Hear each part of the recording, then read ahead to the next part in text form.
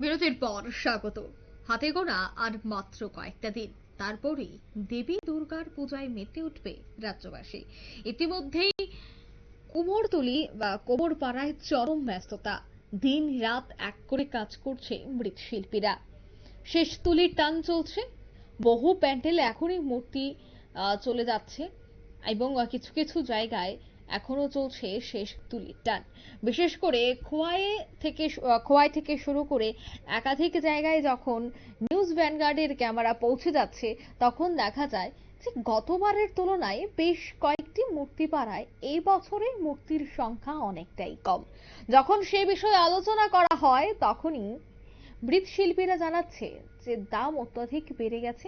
গত বছরের তুলনায় অর্ডার এবছর একটু কমেছে, যার জন্য প্রত্যেক বছর যে ইনকাম বা যে রোজগার হয়ে থাকে এবছর সামান্য হলেও কিছুটা কম হবে।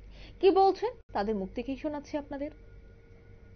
বছর হয়েছে, কাজটা আমি আরম্ভ করছি 35 বছর হয়ে গেছে।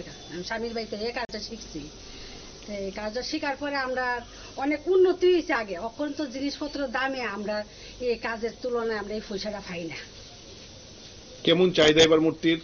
মূর্তির জিনিসের তুলনা চাহিদাটা এমন নাই, মানুষের এত পয়সা করি নাই, সেই জন্য আমরা মূর্তির দাম এই তুলনা লুটতে পারি না।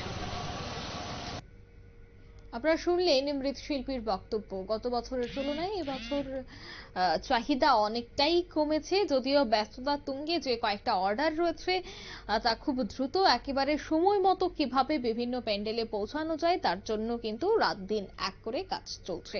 প্রত্যেকটা জায়গায় রাজ্যের বিভিন্ন জেলায় বিভিন্ন জায়গায় একই ছবি এই মুহূর্তে পরিলক্ষিত হচ্ছে। যেহেতু হাতে গোনা ঠিক 8 দিন বাকি, আগামীকাল অর্থাৎ রাত পোহালেই দেবী পক্ষের সূচনা, তাই তারই আগে শেষ তুলির টান দিতে ব্যস্ত এই মুহূর্তে মৃৎশিল্পীরা।